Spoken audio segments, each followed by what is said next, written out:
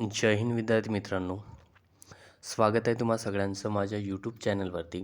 आजच्या व्हिडिओमध्ये आपण GMC भरतीला महत्त्वाचे असणारे प्रश्न बघत आहोत. सामान्य विज्ञानवरचे अतिशय महत्त्वाचे प्रश्न काढलेले आहे मी आणि अशाच प्रकारचे प्रश्न GMC भरतीला विचारले जातात विद्यार्थी मित्रांनो. तर व्हिडिओला सुरुवात करण्या अगोदर चॅनलवर कुणी नवीन असेल तर चॅनलला सबस्क्राईब करा, सोबतच बेल आयकनचं बटन प्रेस करा. तर चला सुरुवात करूया. पहिला प्रश्न ठीक आहे बघा, सामान्य विज्ञान जनरल सायन्सवरचे आपण महत्त्वाचे प्रश्न काढलेले आहे. पहिला प्रश्न आहे, मानवी शरीरामध्ये श्वसनाचे मुख्य अवयव कोणते आहे? ठीक आहे, आपण श्वास कशामुळे घेतो? श्वसनाचे मुख्य अवयव कोणते आपल्या शरीरामध्ये? तर कोणते आहे? ऑप्शन्स बघा. ऑप्शन नंबर अ फुफ्फुस लंग, ब नाक नोज, क श्वसन नलिका आणि ड इतर. ठीक आहे, तर कोणतं आहे विद्यार्थी मित्रांनो? ऑप्शन नंबर अ फुफ्फुस. फुफ्फुसामुळे आपण काय घेतो? श्वास घेतो. त्यानंतर दुसरा प्रश्न बघा. दुसरा प्रश्न आहे, हृदयापासून रक्त वाहून नेणाऱ्या रक्तवाहिनीला काय म्हणतात? ठीक आहे, हृदयापासून रक्त वाहून नेणाऱ्या रक्तवाहिनीला काय म्हणतात? आता बघा, इथे एक महत्त्वाचं आहे. ऑप्शन्समध्ये दिलं आहे आपल्याला शिरा आणि एकधमनी. ठीक आहे, तर हृदयापासून इतर शरीराच्या इतर भागामध्ये रक्त वाहून नेणाऱ्या रक्तवाहिनीला आपण काय म्हणतो? धमन्या म्हणतो, एकधमनी म्हणतो. ऑप्शन नंबर ब. आणि जर आपल्याला असा प्रश्न असता की हृदयाकडे रक्त वाहून नेणाऱ्या रक्तवाहिनीला काय म्हणतात? हृदयाकडे, तेव्हा आपलं उत्तर आलं असतं शिरा.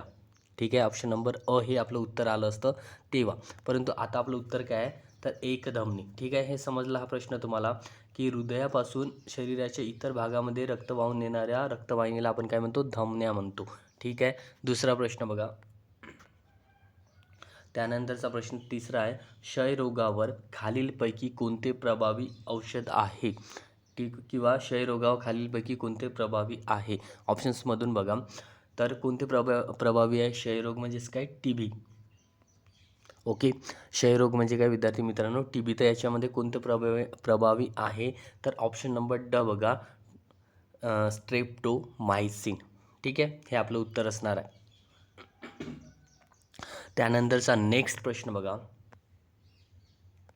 ठीक आहे, प्रश्न क्रमांक 4, सामान्यतः मूत्रामध्ये मनुष्याद्वारे कोणते विटॅमिन बाहेर टाकले जाते? IMP प्रश्न आहे विद्यार्थी मित्रांनो, आणि अशाच प्रकारचे प्रश्न GMC भरतीला विचारले जातात. तर बघा, मूत्रामध्ये मनुष्याद्वारे कोणते विटॅमिन बाहेर टाकले जाते?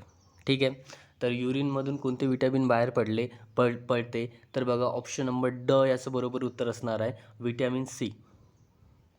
ठीक आहे, त्यानंतरचा प्रश्न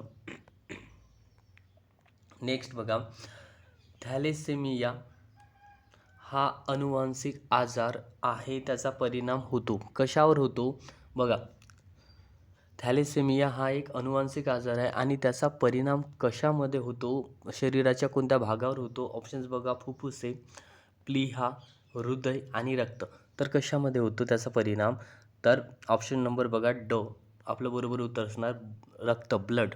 ठीक आहे, ब्लडवर त्याचा परिणाम होतो. ठीक आहे, त्यानंतरचा प्रश्न बघा. त्यानंतरचा प्रश्न आहे, विटॅमिन बीच्या कमतरतेमुळे कोणता आजार होता? हा तर 10 वेळा प्रश्न विचारण्यात आला आहे आणि मी खूपदा हा क्वेश्चन घेतला आहे GMC भरतीला विद्यार्थी मित्रांनो, कारण खूप महत्त्वाचा प्रश्न आहे. ठीक आहे, विटॅमिन बीच्या कमतरतेमुळे कोणता रोग होतो? तर विटॅमिन बीच्या कमतरतेमुळे बेरीबेरी हा रोग होतो. ठीक आहे,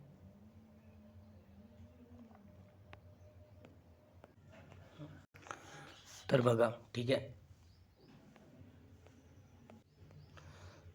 विद्यार्थी मित्रांनो, त्याच्यानंतर बघा, विटॅमिन डच्या कमतरतेमुळे मूळदूस हा रोग होतो. विटॅमिन डीच्या कमतरतेमुळे.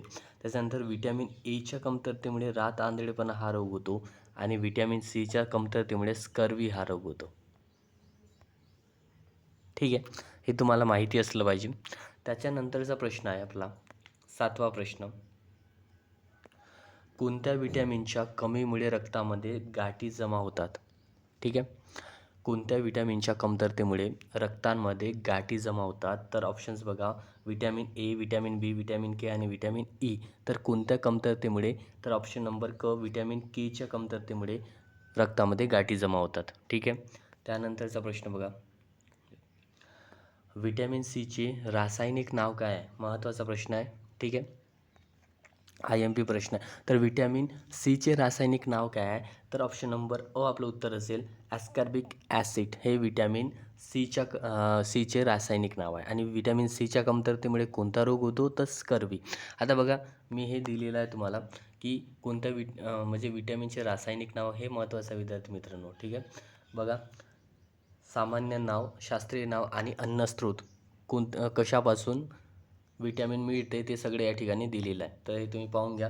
बघा, व्हिटॅमिन ए चरबीमध्ये विरघळणारे असते. व्हिटॅमिन एचं रासायनिक नाव काय आहे? व्हिटॅमिन एला काय म्हणतात? तर रेटिनॉल, हे व्हिटॅमिन एला म्हणतात. त्याच्यानंतर बघा, व्हिटॅमिन बी वन हे पाण्यात विरघळणारे आहे, त्याला काय म्हणतात? रासायनिक नाव काय आहे? तर थायमिन. आणि हे कशाद्वारे मिळतात हे सगळं तुम्ही याच्यामध्ये बघू शकता, त्याचे स्रोत आहे ते. नंतर बघा, व्हिटॅमिन B2 हे पाण्यात विरघळणारे आहे आणि त्याचं रासायनिक नाव काय आहे? तर रिबोफ्लेविन. ठीक आहे, त्याच्यानंतर बघा, व्हिटॅमिन बी थ्री पाण्यात विरघळणारे आहे, त्याचं रासायनिक नाव काय आहे? तर नियासिन. त्यानंतर व्हिटॅमिन B5 त्याचं पाण्यात विरघळणारे आहे आणि त्याचं रासायनिक नाव काय आहे? तर पॅन्टोथेनिक ॲसिड. ठीक आहे, काय म्हणतात? पॅन्टोथेनिक ॲसिड. नेक्स्ट बघा, त्याच्यानंतर व्हिटॅमिन B6. ठीक आहे, पाण्यात विरघळणारे आहे. व्हिटॅमिन B6चं रासायनिक नाव काय आहे? तर पायरिडॉक्सिन. काय आहे? पायरिडॉक्सिन. त्याच्यानंतर बघा, व्हिटॅमिन B7. ठीक आहे, पाण्यात विरघळणार आहे. व्हिटॅमिन B7चं रासायनिक नाव काय? तर बायोटीन. काय? बायोटीन. त्याच्यानंतर बघा, व्हिटॅमिन 9 पाण्यात विरघळणार आहे, त्याचं रासायनिक नाव काय? तो फॉलिक आम्ल, फॉलिक ॲसिड. त्याला आपण काय म्हणतो? व्हिटॅमिन B9चे ते रासायनिक नाव आहे.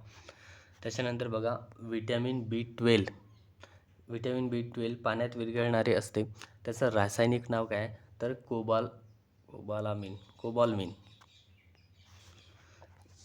आणि व्हिटॅमिन C बघा, त्याचं रासायनिक नाव आहे ॲस्कॉर्बिक ॲसिड. ठीक आहे, काय? Ascorbic acid. तर याप्रमाणे व्हिटॅमिनचे रासायनिक नाव दिलेले आहे. त्यानंतरचा प्रश्न, त्यानंतर बघा अजून आहे व्हिटॅमिन डी चरबीमध्ये विरघळणारे. तर व्हिटॅमिन डीचं रासायनिक नाव काय? तर कॅल्सिफेरॉल. ठीक आहे, नंतर बघा, व्हिटॅमिन ई चरबीमध्ये विरघळणारे आहे, त्याचं रासायनिक नाव काय? तर टोकोफेरॉल. काय? टोकोफेरॉल. नंतर बघा, व्हिटॅमिन के चरबीमध्ये विरघळणारे आहे, त्याचं रासायनिक नाव काय? तर फायटोटोनाडिऑन.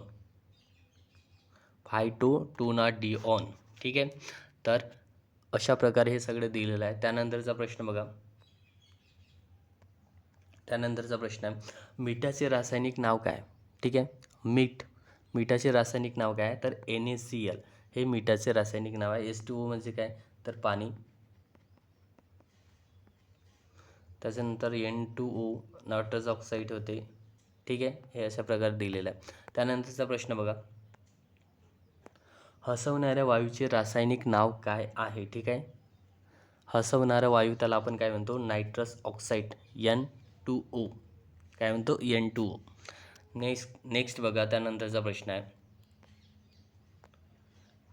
कोणते विटॅमिन जखम बरे करण्यास मदत करते? ठीक आहे, कोणते विटॅमिन जखम बरे करण्यामध्ये मदत करते? तर कोणत्या विटॅमिनमुळे जखम बरी होते विद्यार्थी मित्रांनो? तर बघा, व्हिटॅमिन सीमुळे. ऑप्शन नंबर अ आपलं उत्तर असेल, व्हिटॅमिन सीमुळे जखम बरी होते. त्यानंतरचा प्रश्न आहे, अशक्तपणा कोणत्या विटॅमिनच्या कमतरतेमुळे होतो? ठीक आहे, अशक्तपणा. तर व्हिटॅमिन B12च्या कमतरतेमुळे अशक्तपणा येतो. नेक्स्ट बघा, त्यानंतरचा प्रश्न आहे, शरीरातील सर्वात मोठी ग्रंथी कोणती आहे? ठीक आहे, आपल्या शरीरामध्ये सर्वात मोठी ग्रंथी आहे यकृत. ठीक आहे, ऑप्शन नंबर अ. त्यानंतरचा प्रश्न आहे, 14वा प्रश्न आहे, राष्ट्रीय जलचर प्राणी म्हणून रिकामी जागा या प्राण्यास ओळखले जाते. ठीक आहे, तर कोणत्या प्राण्याला राष्ट्रीय जलचर प्राणी म्हणून ओळखले जाते? तर ऑप्शन नंबर ब, डॉल्फिन. ओके. नेक्स्ट बघा, त्याच्यानंतर आहे हृदयाकडे रक्त वाहून आणणाऱ्या रक्तवाहिनीस काय म्हणतात. बघा आताच आपण तो प्रश्न बघितला होता की हृदयापासून शरीराच्या इतर भागामध्ये रक्त पोचवणाऱ्या रक्तवाहिनीला धमन्या म्हणतात आणि हृदयाकडे रक्त वाहून नेणाऱ्या रक्तवाहिनीला शिरा म्हणतात. काय म्हणतात? शिरा. ऑप्शन नंबर अ. त्यानंतरचा प्रश्न आहे कच्ची फळे पिकवण्यासाठी कोणता गॅस वापरला जातो. ठीक आहे. कच्ची फळे पिकवण्यासाठी काय वापरले जाते, तर ऑप्शन नंबर ब इथिलीन. काय वापरतात? इथिलीन. त्यानंतरचा प्रश्न बघा, 17वा प्रश्न आहे. महत्त्वाचे प्रश्न आहे विद्यार्थी मित्रांनो, सगळेच महत्त्वाचे प्रश्न आहे. टोमॅटो कोणत्या घटकामुळे लाल दिसतो. ठीक आहे. टमाटर कोणत्या घटकामुळे लाल दिसते, तर ऑप्शन नंबर क लायकोपीन. आणि असा पण एक प्रश्न आहे की मानवी शरीरामध्ये काय असते, तर मेलालिन असतं. मेलालिन.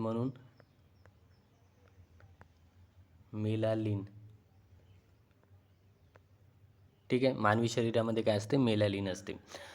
ठीक आहे. तर टोमॅटो कोणत्या घटकामुळे लाल दिसतो? लायकोपीन या घटकामुळे. त्यानंतरचा प्रश्न आहे 18वा.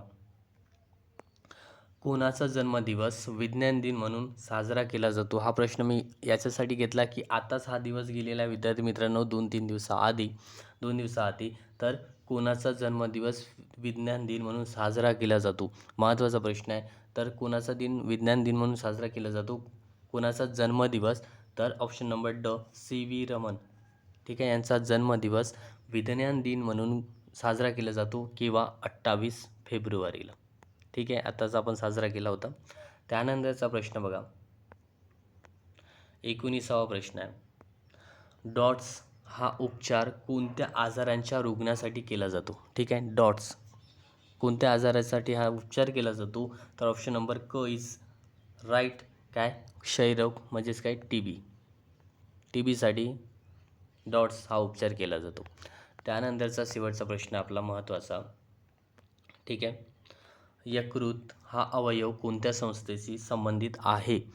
ठीक आहे. कोणत्या संस्थेशी संबंधित आहे यकृत, तर ऑप्शन नंबर अ पचन संस्था. ठीक आहे. तर विद्यार्थी मित्रांनो, आपला व्हिडिओ संपलेला आहे. अतिशय महत्त्वाचे प्रश्न आपण कव्हर केले या व्हिडिओमध्ये. पुढच्या नेक्स्ट व्हिडिओमध्ये सुद्धा आपण महत्त्वाचे प्रश्न कव्हर करूया. तर व्हिडिओ तुम्हाला कसा वाटला नक्की कमेंट करा आणि तुमच्या मित्रांबरोबर शेअर करा.